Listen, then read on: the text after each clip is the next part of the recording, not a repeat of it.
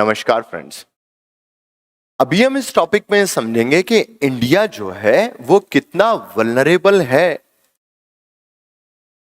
Vulnerability जब हम बता रहे हैं ना, इसका सिंपली मतलब आपको ये समझ में आना चाहिए कि कोई भी पर्टिकुलर एक्ट और एक्टिविटी और फिनोमिना जिन्हें मैं डिजास्टर या हजार्ड कहता हूं या पोटेंशियल कहता हूं, उसकी वजह से इंडिया कितना और किस हद तक प्रभावित हो सकता है। इंडिया में कौन कौन से प्रकार के हजार्डस कंडीशन उत्पन्न हो सकती है, मतलब इंडिया को किन क्लाइमेटिकल या जियोलॉजिकल इफेक्ट और इंपैक्ट से थोड़ा सा सतर्क रहना चाहिए। अगर ये चीज हम समझ रहे हैं तो इसी का मतलब होता है वल्नरेबिलिटी। क्लियर बात समझ पा रहे हैं आप? मतलब इंडिया की वल्नरेबल प्रोफाइल कैसी है, ये सिर्फ आपको इसलिए बताया जा रहा है कि भैया इंडिया में जब डिजास्टर को आप मैनेज करोगे ना, तो मैनेजमेंट करने के लिए आपको पहले ये पता होना चाहिए कि किसी भी पर्टिकुलर क्षेत्र में आने वाला डिजास्टर की संभावना कैसी है और उसकी कैपेबिलिटी किस प्रकार की है। अगर आप ये समझ पाए ना तो गारंटेड है आप ये डिजास्टर का मैनेजमेंट जो है वो इजीली कर लेंगे। उसके लिए मैं आपको थोड़ा सा इंडिया के बारे में बताना चाहूंगा कि अगर मैं कंसिडर कर लूं कि इफ दिस इज इंडिया, देखो कंसिडर क्या कर लूं, इंडिया है ही कुछ इस प्रकार से।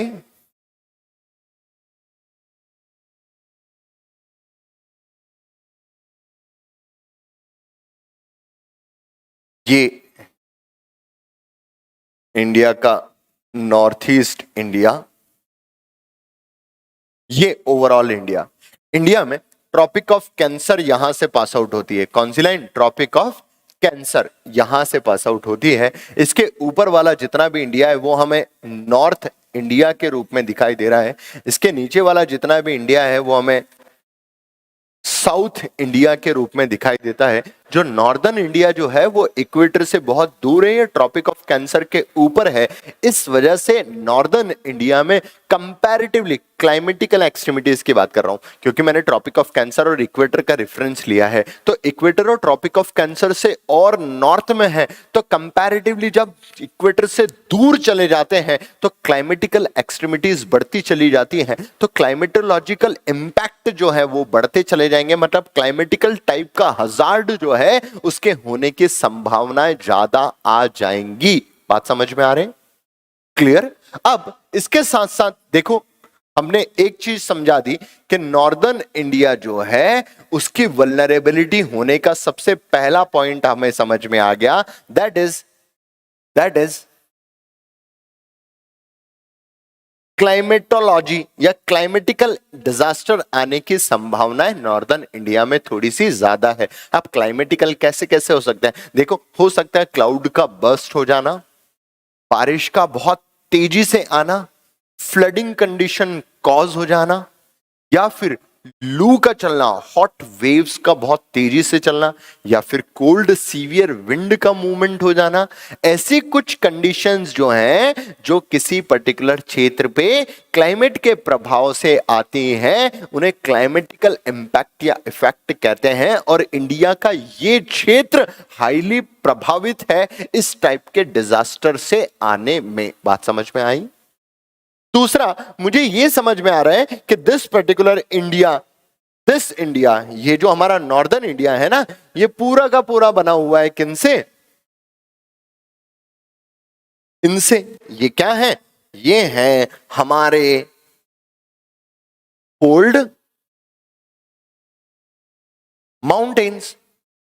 और फोल्ड माउंटेन्स जो है उनका निर्माण होता है दो प्लेटों के टकराने से, मतलब कन्वर्जेंट प्लेट टेक्टोनिक मूवमेंट से। और हमें बहुत अच्छे से पता है कि जहां दो प्लेटें एक दूसरे से टकराती हैं, जिसे हम कन्वर्जेंट प्लेट टेक्टोनिक मूवमेंट कहते हैं, that particular convergent plate tectonic movement में रिजल्ट अर्थक्वेक्स। और अर्थक्वेक अपने आप में एक डिजास्टर ही तो है। मतलब इंडिया के नॉर्दर्न इंडिया में पोटेंशियल है क्लाइमेटिकल डिजास्टर आने का, पहला। दूसरा, ये जियोलॉजिकल इंपैक्ट्स आने का, जिसमें अर्थक्वेक भी है, कोई डाउट? क्लियर? आप सोच के देखो ना यार, आप सोच के देखो कि ये इतने हाइटेड हैं हिमालयास, बहुत ऊपर कोई चीज रखी हुई है और बिल्कुल ऐसी तिरछी रखी हुई है। देखो ये पेन अगर मैं यहां पर पकड़ के रखूं ना, ऐसा तिरछा रख दूं, तो इसके नीचे आने की प्रोबेबिलिटी क्या होगी? बहुत ज्यादा हो जाएगी। क्यों? ग्रेविटी है ना अर्थ का, अर्थ का ग्रेविटी इसे खींच रहा है। तो इन पहाड़ों के ऊपर भी तो बहुत सारा लूज मटेरियल रखा हुआ है। ग्रेविटी अगर गलती से उसे खींच लेगा तो क्या आ जाएगी? लैंडस्लाइड आ जाएगी। क्या आ जाएगी? लैंडस्लाइड आ जाएगी। मतलब नॉर्दर्न इंडिया में क्लाइमेटिकल इम्पैक्ट तो है ही है, उसके साथ साथ कारगर साबित हो रहे हैं क्या? ये हिमालयास की वजह से आने वाले डिजास्टर, उसी के साथ साथ ग्रेविटी ने भी इसमें अपना हाथ मार लिया और हिमालयास की सरफेस पे जो लूज रॉक्स रखी हैं वो भी कई बार फ्लो करके नीचे आ जाएगी। तो उसकी वजह से एक और पोटेंशियल हजार्ड हमारे पास आ गया, दैट इज लैंडस्लाइड। क्या इसके अलावा और कुछ नहीं है? नहीं नहीं है। हिमालयास की हाइट खुद अपने लिए बहुत ज्यादा नुकसानदायक है। क्यों? क्योंकि हिमालयास की हाइट देखो ना यार, 6000 मीटर एवरेज है। एवरेज 6000 मीटर मतलब सरफेस से कितना हो गई? 6000 मीटर। मुझे पता है जब मैं 1 किलोमीटर ऊपर जाता हूं तो 6.4 डिग्री सेल्सियस मेरा टेम्परेचर कम हो जाता है। अगर मैं 6 किलोमीटर ऊपर जाऊंगा तो अराउंड 50 डिग्री सेल्सियस मेरा टेम्परेचर कम हो जाएगा। मतलब यहां पर लगभग माइनस में ही टेम्परेचर रहने वाला है। अब अगर माइनस में टेम्परेचर रहेगा तो कोल्ड विंड चलने के चांसेस बिल्कुल है। सीवियरिटी ये छोड़ो, उसकी वजह से इस क्षेत्र में बहुत सारा बर्फ जमा रहेगा। मतलब इंडिया के नॉर्दर्न एरियाज में क्या प्रेजेंट है? बर्फ प्रेजेंट है। अगर वो बर्फ कभी गलती से पिघला और पिघल के नीचे मूव करना शुरू किया तो हम उसे बोल देंगे एवलांच, जो लैंडस्लाइड जैसा ही तो होगा, जिसकी वजह से भी बर्फीले तूफान आ जाते हैं। बर्फ जब फिसल के नीचे आती है तो नीचे के घर, नीचे का वेजिटेशन सब कुछ तहस नहस होता हुआ चला जाता है। इस वजह से मैं कह रहा हूं कि ये माउंटेन्स बहुत अच्छे हैं, बहुत पॉजिटिव वर्क इनका इंडिया के लिए है, पर कहीं ना कहीं इनमें वो सामर्थ्य है, वो पोटेंशियल है कि कभी ना कभी ये तबाही क्रिएट कर सकते हैं। यही तो हमें समझना है, यही तो कहलाती है वल्नरेबिलिटी प्रोफाइल ऑफ इंडिया। आई बात समझ में? तो हमें ये क्लियर हो गया कि माउंटेन्स की वजह से ये परेशानी आ रही है। क्या परेशानी खत्म हो गई? नहीं हुई यार। मतलब हिमालयाज हमारे लिए कितने प्रॉब्लमेटिक है। अरे नहीं नहीं, बहुत ज्यादा फायदेमंद भी है, पर जो प्रॉब्लम है अगर वो आपको पता लग जाएगी तो उससे आप ओवरकम कर पाओगे। यही हमारा टॉपिक है, इसलिए मैं बता रहा हूं। दूसरी चीज ये देखो, इन्होंने जन्म दे दिया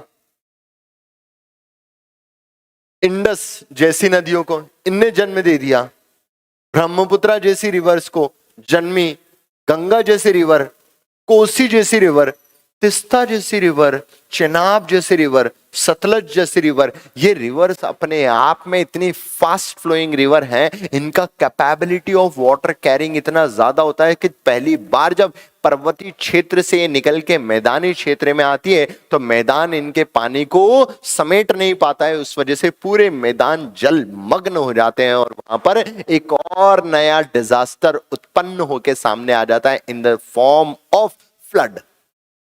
मतलब again these Himalayas have a potential to cause flood over the plains।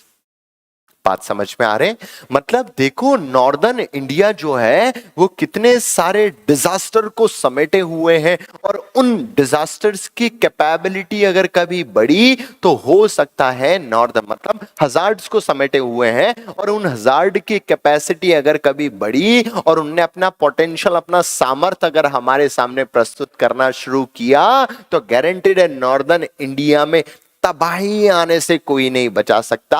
अगर नहीं बचा सकता तो उसको रिड्यूस करने का तरीका सीख लो ना। इसी को तो हम डिजास्टर मैनेजमेंट कहते हैं। बात समझ में आई? फिर से ध्यान दो, क्या इंडिया में अब खत्म हो गया? नहीं हुआ। क्यों नहीं हुआ? ये तो मैदानी क्षेत्र है, अब इनमें तो कोई प्रभाव होना ही नहीं चाहिए। अरे होता है, क्योंकि मैदानी क्षेत्र में ही सबसे तेज हवाएं चल पाती हैं। अगर मैदानी क्षेत्रों में सबसे ज्यादा हवाएं चल पा रही हैं तो गारंटीड है उनकी वजह से होने वाला प्रभाव भी उत्पन्न होगा, उससे होने वाला प्रभाव भी बढ़ेगा, जिस वजह से हम एक टर्म पढ़ते हैं हॉट वेव्स का मूवमेंट होना, कोल्ड विंड्स का चलना। एग्जाम्पल के तौर पे लू, कई बार लू इतना रौद्र रूप ले लेती है कि बहुत सारी चीजें बिल्कुल नष्ट हो जाती है, एक्सट्रीम टेम्परेचर राइज अप कर देती है, उसकी वजह से लाइफ कहीं ना कहीं बहुत ज्यादा प्रभावित होती है। बात समझ में आ रही है? यानी कि ये मैदानी क्षेत्र अपने आप में बहुत अच्छे हैं, पर एक चीज से ये प्रभावित हो सकते हैं, that is fast blowing hot और कोल्ड विंड्स। तो ये भी तो अपने आप में एक हजार्ड है। क्लियर आउट हुआ? अब तो खत्म हो गए हैं, हमने पहाड़ भी देख लिए, हमने मैदान भी देख लिए। अब बेचारा पेनिनसुलर इंडिया तो ओल्डेस्ट लैंडमास है, बहुत स्टेबल भी है, कोई अर्थक्वेक नहीं आता, कोई फ्लड नहीं आता, इसका मतलब वो बिल्कुल सेफ है? नहीं है। क्यों नहीं है? क्योंकि यहां पर अरेबियन सी है, यहां पर बे ऑफ बंगाल है। तो इससे क्या? अरे भैया, बे ऑफ बंगाल में बहुत सारे विंड्स के मूवमेंट होते हैं ना अराउंड लो प्रेशर। वही लो प्रेशर के अराउंड के विंड, लो प्रेशर के अराउंड के जो मूवमेंट्स होते हैं इन अ सर्कुलर मैनर, उन्हीं को हम साइक्लोन्स कहते हैं। And those particular cyclones move in the direction of east to west due to permanent wind, therefore they may cause huge disasters over the land of Indian peninsula. तो उसकी वजह से भी परेशानी है। मतलब बे ऑफ बंगाल में आने वाली सर्कुलर विंड्स जब कभी भी मूव करके आती हैं towards the this particular landmass, जिन्हें मैं पेनिनसुलर लैंड कह रहा हूं, उस पेनिनसुलर लैंड की तरफ जब यहां से वो आएंगी तो प्रभाव पड़ेगा। वो प्रभाव बहुत सारे प्रकार से हो सकता है, जैसे उड़ीसा में आने वाले तूफान। क्लियर आउट हो रहा है? हाँ हाँ ठीक है, ये भी समझ में। हवा आ गई तो परेशानी है, क्या परेशानियां रुक गई इसके बाद अब और कोई नहीं आएगी? आएगी, अभी तो बहुत सारी परेशानियां बची हुई है। क्यों? क्योंकि इंडिया की मूविंग डायरेक्शन थी नॉर्थ और ईस्ट। हमने इंडिया के जन्म में पढ़ा था कि इंडिया जब जन्मा था तो वो इधर और इधर मूव कर रहा था, इधर मूव कर रहा था, तो यहाँ के ओशियन के साथ उसने कन्वर्जन प्लेट टेक्टोनिक करी थी, और उसी कन्वर्जन प्लेट टेक्टोनिक का नतीजा है कि यहाँ पर भी दो प्लेटें एक दूसरे से टकराई तो कहीं पर अर्थक्वेक आए, कहीं पर वॉल्केनिक इरप्शन आए। जैसे हमारा इंडोनेशिया बहुत सारे वॉल्केनिक इरप्शंस को समेटे हुए है, क्योंकि वो रिंग ऑफ फायर में सिचुएटेड है ना।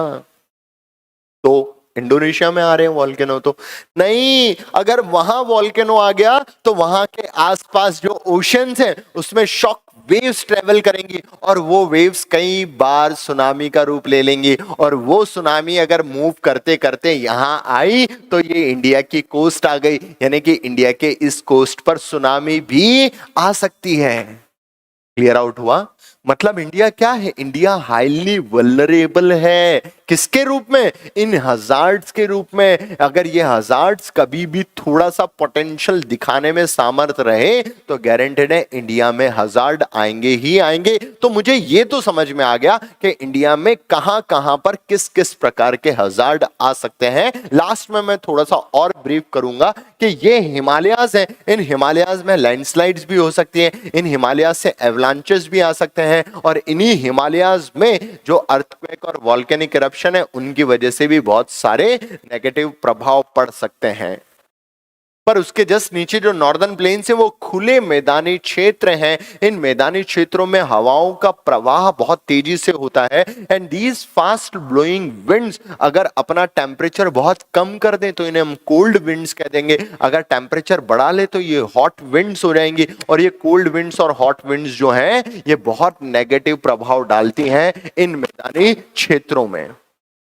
ठीक है, यहां खत्म हो गया? नहीं, जो हमारा ग्रेट इंडियन पेनिनसुलर प्लेट्यू है ये बहुत ही ज्यादा स्टेबल है, पर इसकी लोकेशन जो है वो इसको वल्नरेबल बना देती है। कैसी लोकेशन? इसकी लोकेशन है कि तीन तरफ से पानी से घिरा हुआ है, और उन पानी से घिरे हुए रहने के कारण समुद्र से आने वाले हजार्ड जो है कई बार डिजास्टर का रूप ले लेते हैं और ग्रेट इंडियन प्लेट्यू को प्रभावित करते हैं, क्योंकि साइड बाय साइड अर्थक्वेक्स और volcanic eruptions bay of Bengal में आते हुए नजर आते हैं। उसकी वजह से कई बार इंडिया में सुनामी आती है। क्लियर आउट हुआ?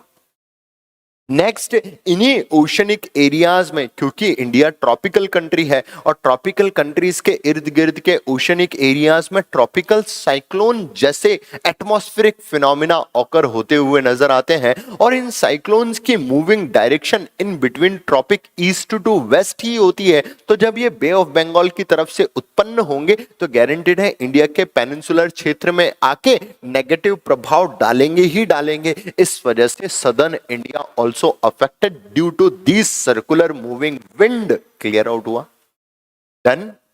यानी कि this is the vulnerable profile of India. मुझे लग रहा है कि आप समझ पाए होंगे, मैं एक बार और दिखाना चाहूंगा। देखो, वल्नरेबल प्रोफाइल ऑफ इंडिया, इतना परसेंट एरिया, लगभग 60% एरिया वो प्रोन है अर्थक्वेक के, जिसकी इंटेंसिटी मॉडरेट से वेरी हाई हो सकती है। मैं बता चुका हूं आपको कैसे, क्योंकि पूरा का पूरा हिमालयाज वल्नरेबल है अर्थक्वेक के। क्लियर? उसके साथ साथ ये देखो ना यार, ये है हमारे विंध्याचल, ये है हमारे सतपुड़ा, यहां पर भी अर्थक्वेक आने के चांसेस हैं। ये है ट्रांसफॉर्म प्लेट टेक्टोनिक मूवमेंट, यहां पर भी अर्थक्वेक आने के चांसेस बहुत ज्यादा हैं। क्लियर आउट हुआ? तो इन पर्टिकुलर एरियाज को जब हम समझते हैं तो हमें कहीं ना कहीं अर्थक्वेक एरिया जो दिखाई देता है वो कुछ इतना परसेंट हो जाता है। क्या सिर्फ इन तीन ही जगह आते हैं? नहीं, इनके अलावा बहुत सारी जगह पर आते हैं, पर मैंने वो मेंशन कर दिया है क्या, मॉडरेट इंटेंसिटी के आते हैं, इसलिए उनकी वजह से होने वाला प्रभाव कम हो जाता है। इसलिए मेजर सेक्शंस ऑफ अर्थक्वेक यही है। क्लियर आउट हुआ? लगभग इतना हेक्टेयर एरिया जो है वो फ्लड और रिवर इरोजन से प्रभावित है। देखो ना, पूरा का पूरा नॉर्दर्न प्लेन्स, ये पूरा नॉर्दर्न प्लेन्स का एरिया जो है, इस नॉर्दर्न प्लेन्स के एरिया में बहुत सारे रिवर्स का फ्लो है और उन रिवर्स के फ्लो की वजह से यहां पर कई बार फ्लड आते हैं और वो फ्लड अपने आप में डिजास्टर का रूप ले लेते हैं। यही तो इंडिया की वल्नरेबिलिटी है। क्लियर आउट हुआ? नेक्स्ट, इतना एरिया कोस्टलाइन का है जहां पर साइक्लोन्स और सुनामी आने की संभावनाएं हैं। ये देखो ना, इंडिया साउथ, पूरा का पूरा सदर्न इंडिया सबसे ज्यादा स्टेबल, सबसे ज्यादा फ्लैट और बहुत ही कम प्रभावित होने वाला था, पर उसकी ज्योग्राफी ऐसी हो गई कि वो तीन तरफ से पानी से घिर गया। इस वजह से उसमें बहुत सारे ऐसे प्रभाव आ रहे हैं। इतना परसेंट कल्टीवेबल लैंडमास है। क्या हुआ अगर कल्टीवेबल लैंडमास है? तो प्लेन है, मैदानी क्षेत्र है। मैंने अभी आपको बताया था कि अगर जब मैंने स्टार्ट किया था, अगर आपको ध्यान हो तो मैं आपको बता चुका हूं कि ये ट्रॉपिक के ऊपर का इंडिया है जिसे हम नॉर्थ इंडिया कहते हैं और नॉर्थ इंडिया इक्वेटर से बहुत दूर है, इसलिए इसमें क्लाइमेटिक प्रभाव बहुत ज्यादा देखने को मिलते हैं। इसी वजह से यहां पर अगर बहुत ज्यादा मैं बाढ़ की बात कर रहा हूं तो यहां पर ड्रॉट आने की संभावना भी है। इतिहास उठा के देख लो, जैनिज्म धर्म का जो टूट या विखंडन या ब्रेकडाउन हुआ था उसमें कहीं ना कहीं ड्रॉट का एक बड़ा रीजन रहा था, ड्रॉट एक बड़ा रीजन रहा था जिसकी वजह से ये ब्रेकडाउन हुआ है। बात समझ रहे हैं ना? क्लियर आउट हो रहा है? ठीक है। अब नेक्स्ट, हिली एरियाज जो है वहां पर रिस्क है लैंडस्लाइड का और एवलांच का। हम समझ चुके हैं कि हिमालयाज जो है, उन हिमालयाज में लैंडस्लाइड भी आ सकती है और लैंडस्लाइड के साथ साथ एवलांचेस आने की संभावनाएं भी बहुत ज्यादा है।